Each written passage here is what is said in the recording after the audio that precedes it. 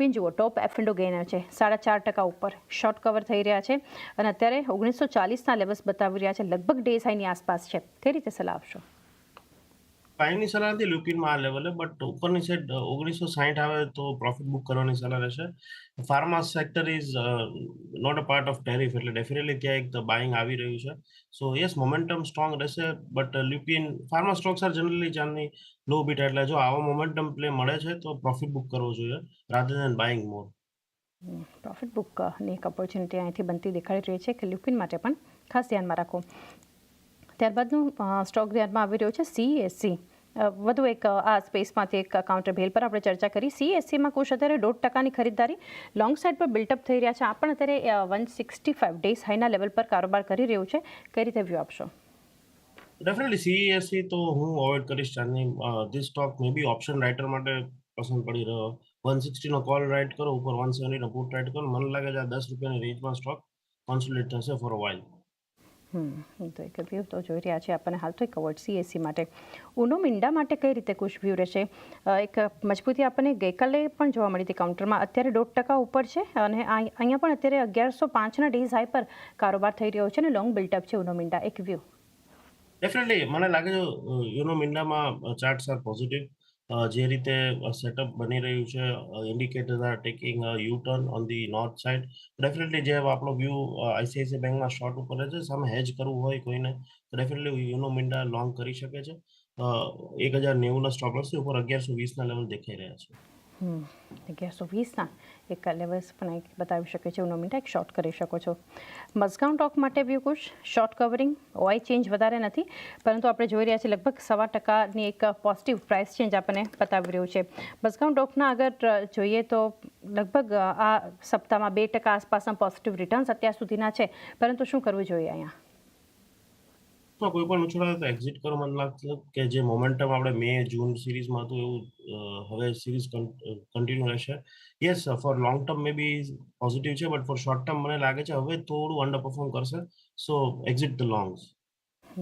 તો એક view long exit કરવા માટે આપણને બનતો દેખાડી રહ્યો છે મઝગાઉં ડોક માટે.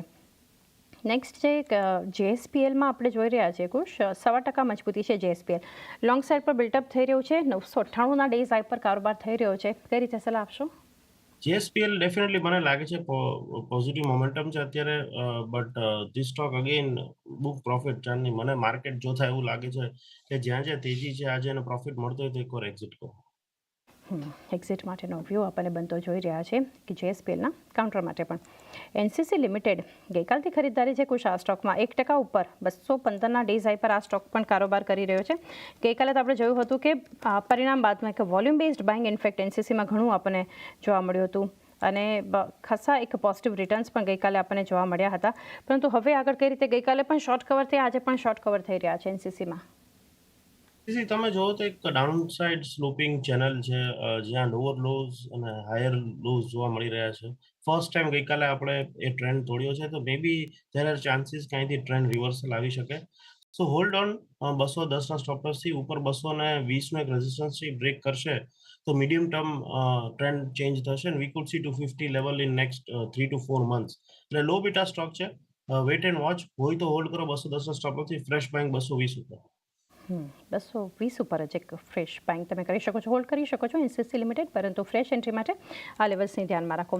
BSE લિમિટેડ ગઈકાલના લો બાદ સેકન્ડ હાફમાં ખાસી ખરીદદારી આપણને બનતી દેખાઈ હતી BSEમાં કુશ. આજે પણ એક ફોલોઅપ એક્શન છે. ગઈકાલે તો ઇનફેક્ટ જે વીકલી ઓપ્શનના નિયંત્રણ પર સેબીનો ઇનકાર આવ્યો હતો, એમના દ્વારા જે નિવેદન આવ્યું ત્યારબાદ એક પોઝિટિવ એક્શન હતું. અત્યારે લોંગ સાઇડ પર બિલ્ટઅપ થઈ રહ્યું છે BSEમાં. કઈ રીતે એક વ્યૂ રહેશે? વેરી હાઈ વોલેટાઇલ સ્ટોક, એટલે ચાલની ટ્રેડર્સને તો સલાહ છે અવોઇડ કરો. મને લાગે છે કે ડેફિનેટલી ઓવરઓલ ટ્રેન્ડ એનો પોઝિટિવ છે, બટ તમે જુઓ તો છેલ્લા 17 સેશનથી સાઇડવેઝ છે. So let's not take risk of going long at for one day momentum. આવતીકાલે 2420 ઉપર જાય તો હું ખરીદારી કરીશ, અધરવાઇઝ અવોઇડ. હાલ તો એક અવોઇડ કરી શકો છો BSE લિમિટેડને. આ સિરીઝથી ન્યૂ એન્ટ્રન્ટ છે નુવામા વેલ્થ. કુશ 1% ઉપર છે અત્યારે અને લોંગ બિલ્ટઅપ થઈ રહ્યું છે. ડેઝ હાઈથી થોડા નીચલા લેવલ્સ અત્યારે બતાવી રહ્યું છે, પરંતુ નુવામા વેલ્થ માટે કઈ રીતે વ્યૂ આપશો? મને લાગે છે અત્યારે થોડું વેલ્થ અને ફાઇનાન્સ ઇન્વેસ્ટમેન્ટ રિલેટેડ કંપનીઝમાં થોડું volume go down. Fresh investment નહીં આવે ચાલની, બીકોઝ ઓફ તમે જુઓ જે લે ઓફ થઈ રહ્યા છે ઇન્ડસ્ટ્રીમાં, પીપલ આર પ્લેઇંગ સેફ, એટલે ન્યૂ ઇન્વેસ્ટમેન્ટ્સ નહીં આવે એટલે આઈ એમ નોટ પોઝિટિવ કે અહીંથી સારી એવી તેજી થઈ શકે. તો અવોઇડ ફ્રેશ લોંગ્સ, શોર્ટની સલાહ નથી બટ સાઇડવેઝ રહી શકે છે. સાઇડવેઝ રહી શકે છે, એટલે શોર્ટ નહીં કરો પરંતુ અત્યારે અવોઇડ કરી શકો છો. એવન્યુ સુપરમાર્ટ્સ માટે કુછ, ડીમાર્ટ માટે વ્યૂ લઈએ. 0.5% વધુ ઉપર છે અત્યારે અને શોર્ટ કવર થઈ રહ્યા છે. ડેફિનેટલી મને લાગે છે કે અહીંથી શોર્ટ્સ કવર થઈ રહ્યા છે બટ ધીસ સ્ટોક મને નથી લાગતું કોઈ મેજર અપસાઇડ આવી શકે. 4400 ઇઝ રેઝિસ્ટન્સ. બે રીઝન છે, એક તો એફએમસીજી સ્લો ડાઉન છે, secondly the quick e commerce is taking over most of the market share. તો એવેન્યુ સુપરમાર્કેટમાં ઉછાળે વેચો 4400 સ્ટોપ લોસ થી નીચે. ઓવરઓલ 2 થી 3 એક્સપાયરી મને 3500 લેવલ દેખાઈ રહ્યા છે. 3500 લેવલ્સ 2 થી 3 એક્સપાયરીમાં નીચેની તરફ બતાવી શકે છે એવન્યુ સુપરમાર્ટ્સ. જિંદાલ સ્ટેનલેસ વધુ એક કાઉન્ટર છે કુછ જ્યાં, એટલે આ સેક્ટરમાંથી કે આજે પરિણામનો એક રિએક્શન, પરંતુ નંબર્સ જુઓ બધા ફ્રન્ટ પર સારા છે. પ્રોફિટ બુકિંગ સ્ટોક બતાવી રહ્યું છે 3% નીચે છે, શોર્ટ બિલ્ટઅપ થઈ રહ્યું છે અત્યારે. તો કઈ રીતે વ્યૂ આપશો જેએસએલ માટે? જીએસએલ માટે ડેફિનેટલી સેલ. ઓવરઓલ મેટલ સ્ટોક્સમાં થોડું પ્રેશર રહેશે, સો સેલ કરી શકાય. જે રીતે હવે ટર્ન અરાઉન્ડ થયું છે, સપોર્ટ્સ આર બ્રેક થયા છે, લો બીટા છે of course Jindal stainless steel, but 721 stop લોસથી શોર્ટ કરો. નીચે 710 પહેલો ટાર્ગેટ, એની નીચે 702 ના લેવલ દેખાઈ રહ્યા છે. 702 સુધીના લેવલ્સ પર નીચે બતાવી શકે છે, શોર્ટ કરી શકો છો જેએસએલ માટે. પીડીલાઇટમાં 0.5%ની ખરીદારી અત્યારે બનતી જોઈ રહ્યા છે અને અહીંયા પણ શોર્ટ કવરિંગ અત્યારે બતાવી રહ્યું છે. લગભગ ડેઝ હાઈ પર પહોંચ્યું છે કાઉન્ટર પીડીલાઇટ. કઈ રીતે સેટઅપ જોઈ રહ્યા છો અહીંયા? પીટીલાઇટ મને લાગે છે હવે ચાંદની એનું વેલ્યુ અનલોકિંગ થઈ ગયું છે, એટલે કોઈ મેજર અપસાઇડ મને નથી લાગતું કે ટ્રેન્ડમાં આવી શકે છે. 3250 એક રેઝિસ્ટન્સ, એટલે હોય તો હોલ્ડ કરી શકાય. 3250 હજુ book profit.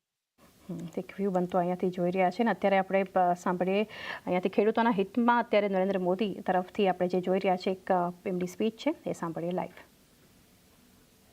Traditional Indian agricultural practices और मॉडर्न साइंस को जोड़कर एक होलिस्टिक नॉलेज बेस तैयार किया जा सकता है.